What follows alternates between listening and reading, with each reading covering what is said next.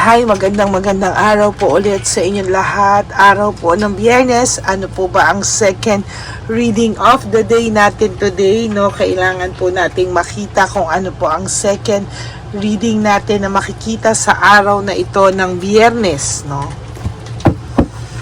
Tingnan po natin kung ano po ang second reading of the day natin today.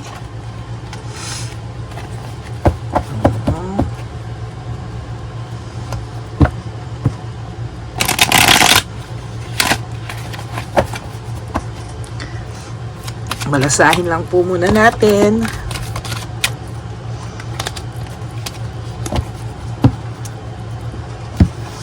Pili po tayo ulit ng 10. 1, 2, 3, 4, 5, 6, 7, 8, 9, and 10. Okay?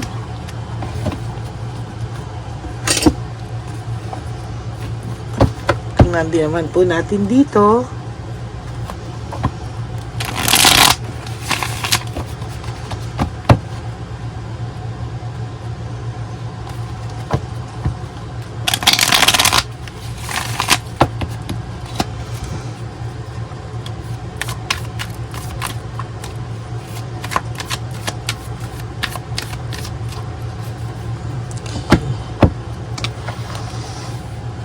Okay. 1, 2, 3, 4, 5, 6, 7, 8, 9, and 10. Okay.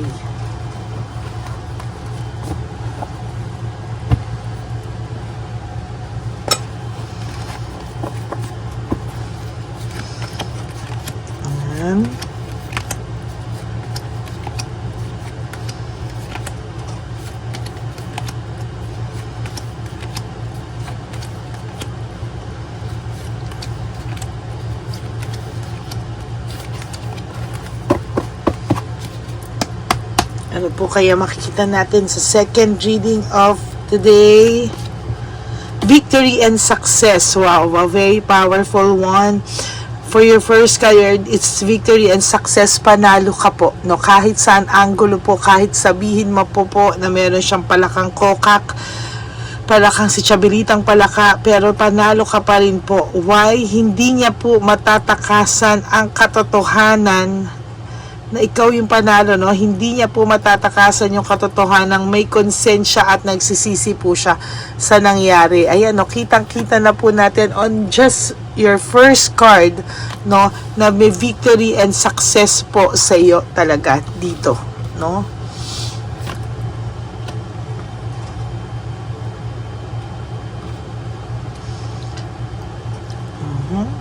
May reward po akong nakikita para sa iyo.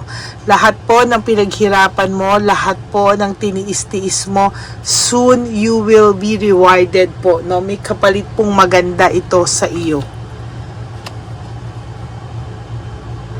Okay, para po lalo na po dun sa may mga anak na pinabayaan ng ama nila or hindi po sinusustentuhan ng mga bisit na lalaki na to, you will be rewarded. At ayang mga anak nyo pong yan po ang magbibigay sa inyo ng swerte sa buhay nyo balang araw.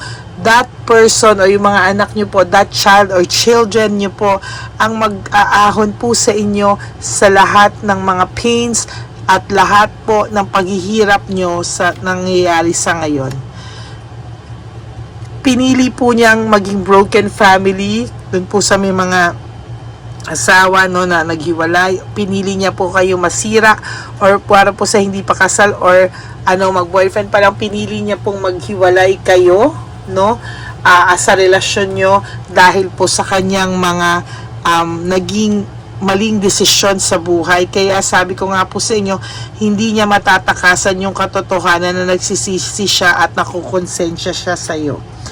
Okay, nag-aaway po sila ng Chabelitang palaka or ng Shokoy na to there's always a conflict between your rivalry, your mga kakompetensyon nyo po, no?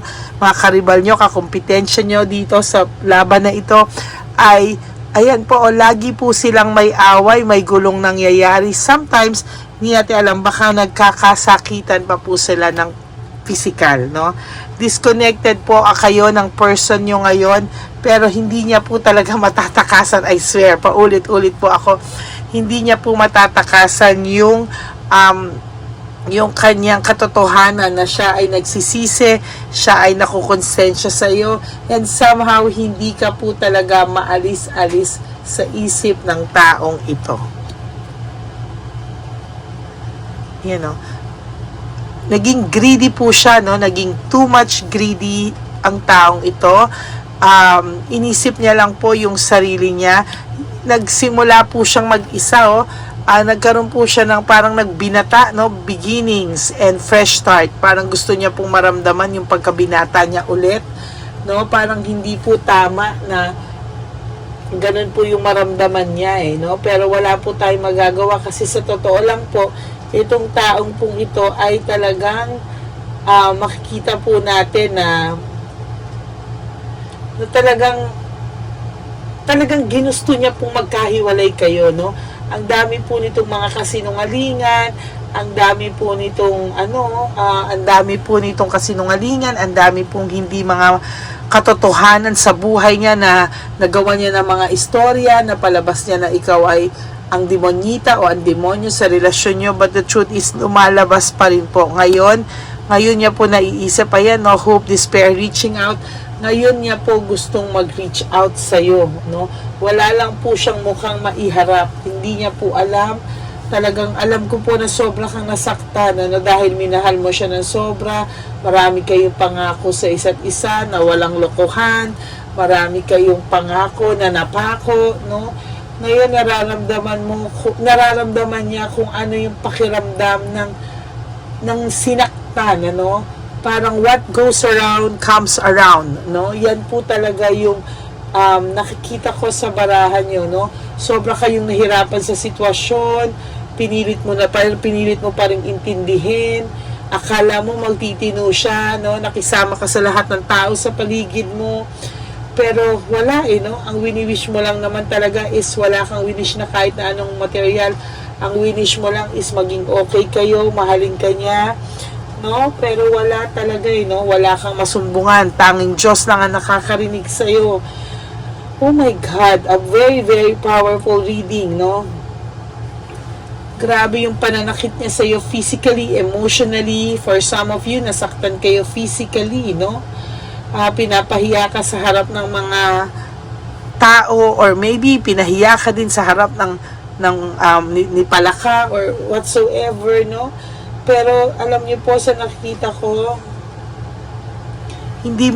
for some of you, hindi mo pa rin po nakakalimutan yung ginawa sa'yo. Nag-create po ito ng trauma sa'yo, no?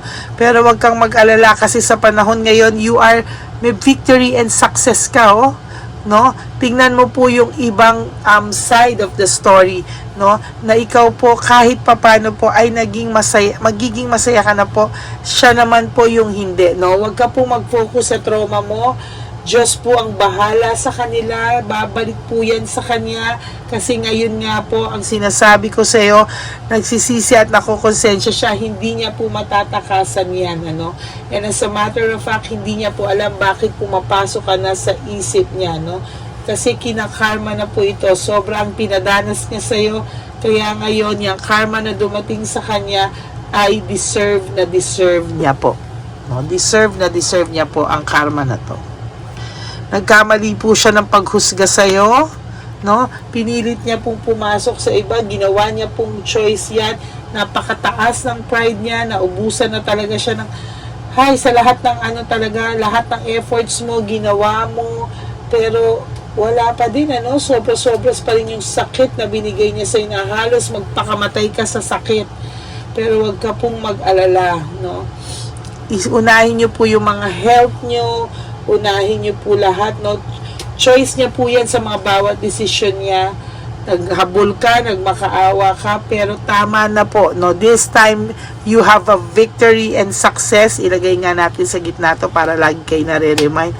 Okay? May victory and success ka na po, so wag ka na pong malulungkot because there will come a time na mas magiging maayos ka pa po kaysa sa ngayon. Makakahanap ka po ng ibang partner at lalo po siyang magsisisi dyan, ano? Mag-heal ka muna po. After you heal, darating po yan para sa inyo. Huwag ka pong magmadali, huwag ka pong pumasok sa isang relationship na hindi ka pa nag-heal, no? Ayan, no, grabe, high level of scrutiny, sobra ka pong na-trauma, sobra ka pong nasaktan sa taong ito. Okay? Meron ka pong yan, no? Sa totoo lang po, no, focus ka daw po dapat sa buhay mo, mag-focus ka po dapat sa buhay mo. Tama na po yung sakit na binigay niya sa'yo, yung pagtrato niya sa'yo, tama na daw po, no? Hindi mo po deserve lahat ng yan.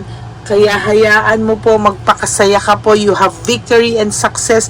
Hayaan mo po siyang humarap sa pagsisisi niya at sa konsensya niya ngayon.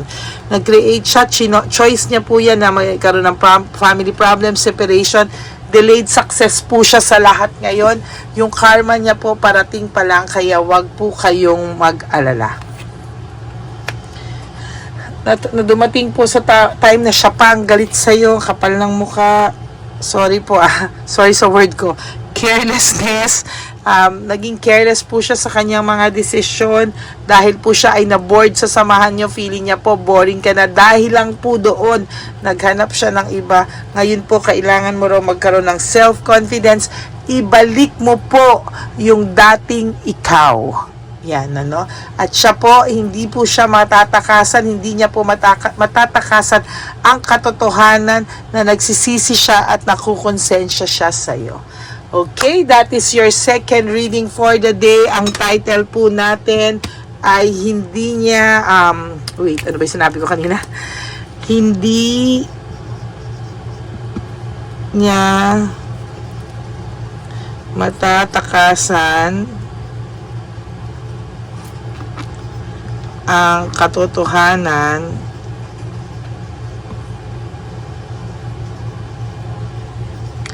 na nagsisisi siya at nakukonsensya sa'yo.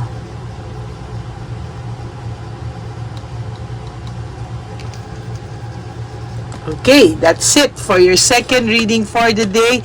Maraming pong salamat sa lahat sa inyo. To all my Lady Elena friends, family, and subscribers, I love you all from the bottom of my heart. For those of you po na gusto magpa-private reading sa akin, you can message me po at Lady Lee Elena, that's LADYLY. Diyan nyo lang po ako makokontak, that's my only legit and official FB account. Paki-follow nyo na rin po ako, please po, no? Paki-follow nyo na rin po ako, ha? Salamat po. And wag po kayong malungkot, no?